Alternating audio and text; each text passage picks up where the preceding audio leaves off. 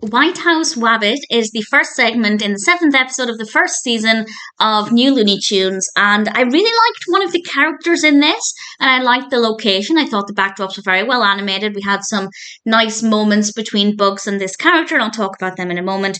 But the actual events within it, I didn't think were that fun. This is actually set in Washington, D.C., and Bugs has visited the White House.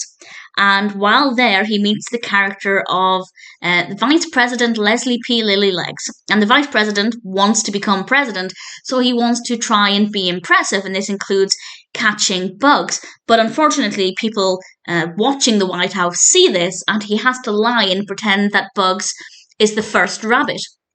And Bugs really takes this in his stride and gets a lot of attention and basically does everything he can to wind up the vice president.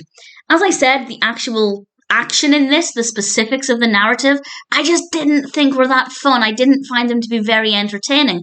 But I did love the character of the vice president. I actually thought he was really interesting, very well animated. He's got a great animation design. I didn't know what I would have expected this character to look like, but now that I've seen it, that's exactly what I'd expect this character to look like. And I love the way Bugs responded to it, but the actual things that Bugs does to wind him up were just not that fascinating. Having said that, I don't know what I would have wanted to see in its place. So I guess that's a little unfair for me to say I didn't love it when I can't provide an example of what I would have preferred.